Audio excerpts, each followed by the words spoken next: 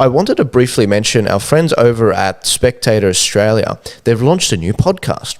It's called what's it called? I think it's called Countercultural. They just released their first episode. It's hosted by Gideon Rosner, who puts out some solid stuff for the IPA, and they've got a new channel. So go subscribe to it. Get them over 1,000 subscribers this week. The Spectator Australia TV. They're currently at about 360 subscribers. Check it out. It's very well made.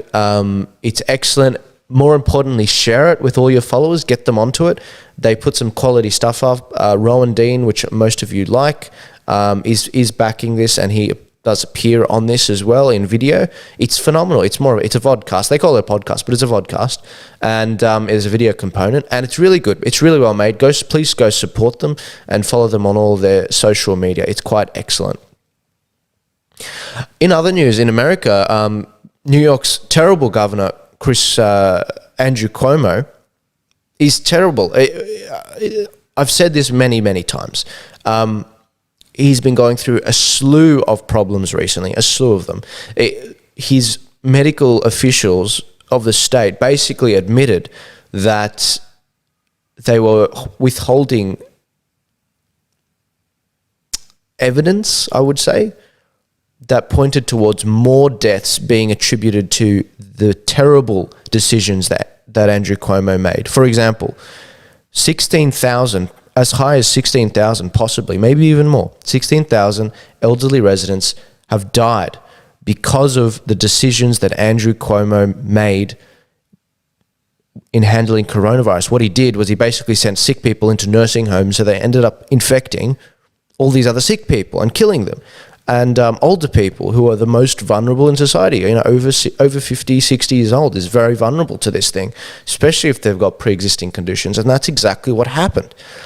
Not only that, there's been a slew of allegations, sexual harassment in nature, against Governor Cuomo in New York.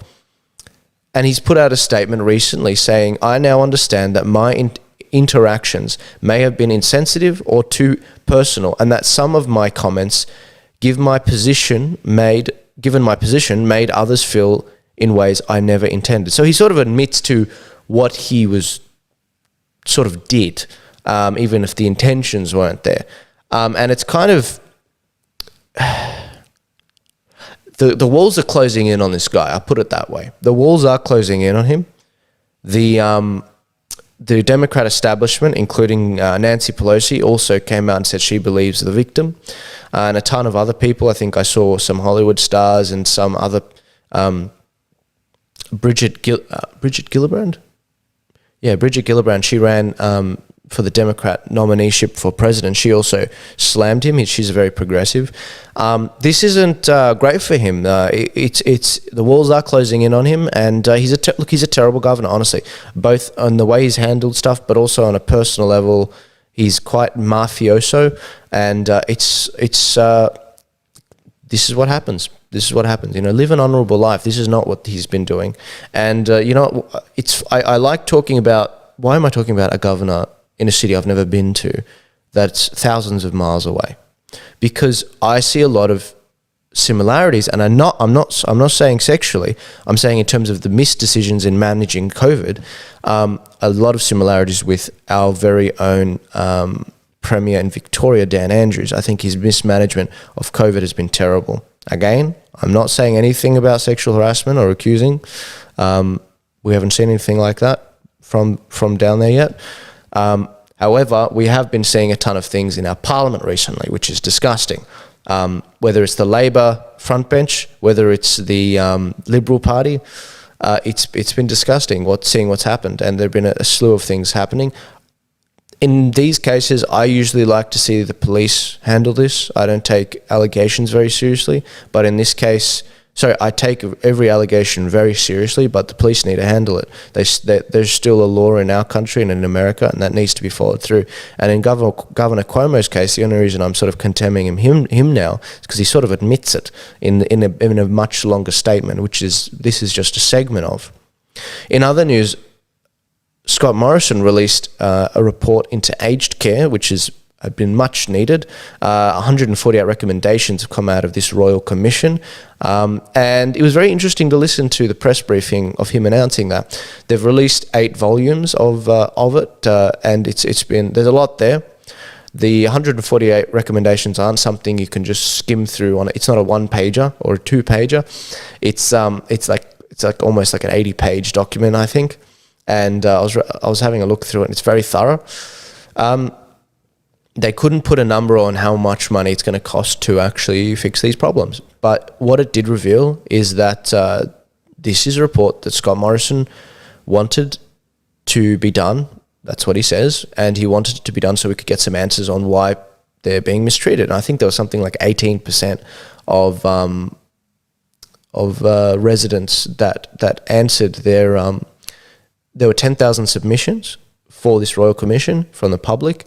And I think 18% of the submissions or something, or people in these nursing homes, they said that they had been assaulted or something while in the nursing homes, or unwantedly touched or something along that line. That came up in the press conference. Really disgusting stuff, and it's not what the people who literally helped build the nation deserve. I mean, they deserve the utmost respect. Taxpayers. This is not how I'd want to be, taken care of in the future, we need to do better. And I hope that Scott Morrison will actually endeavour on that path. Some would say no, he wants to kill us.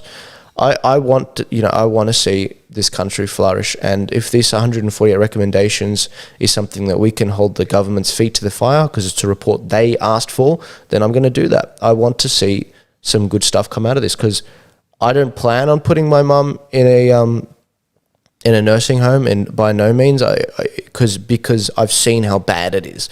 I mean, it's terrible. It's a terrible decision if you do it in the state that it's in right now. And I wish the government all the best, Labor or Liberal, in fixing this, because this is not a partisan issue. This is something that needs to be solved. So, not last weekend, but the weekend before, we had the Millions March, and it was against, obviously, everything that's been happening COVID-related. And it was hilarious to watch, because I went down to Sydney. It was really great to do these events, and the media reported as being no one was there. It was hundreds of people that turned up. And that's just not what I saw. I saw, at least in Sydney, 2,000 to 3,000 people. And it was entertaining watching the media coverage of this, because in all the states around Australia, they basically said a few hundred people. Very entertaining, very, very, very entertaining to watch the fake news go off. But it was a great march in Sydney. We did a march around the city, and the police were great. They were really good. Not one arrest that day. They were very well organised. The organisers of the march did very well. Full credit to, I think Michael Sims was the main organiser. I think there were others, but I know Michael Sims, and they had speakers, and he organised it well with the police, and it was well managed. And the police, when they needed, they cornered off streets when we walked past, and we did a trip around a couple blocks, and then we came to Hyde Park, and we had a very peaceful protest, and the police took care of us, and it was good. It was really good. We said what we needed to say, and it was great. And I'm not going to lie, it would have been great to see even more people out there. After all, they did call it the Millions March, but it was good to be out there meeting people. I love these events so much. I love meeting so many different people. I don't agree with most of the people there about vaccines. I just don't. A ton of them were from IMOP there, and I have the utmost respect for the IMOP people. Especially Michael O'Neill, for what they're doing. It's not easy to talk about this issue. But in terms of the topic of vaccines, I've had all my vaccines as a kid. I didn't take the flu shot. I haven't had any issues. I've got no underlying conditions. In terms of the reason I was there on the weekend, it wasn't because I agreed with them on a lot of that stuff, because a lot of them oppose all vaccines. I believe in freedom. I don't want to see people coerced. I believe in individual responsibility and assessing the risks on your own.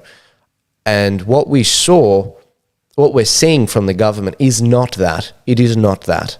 And it was really good to see so many people around Australia getting out there, thousands of people. Now,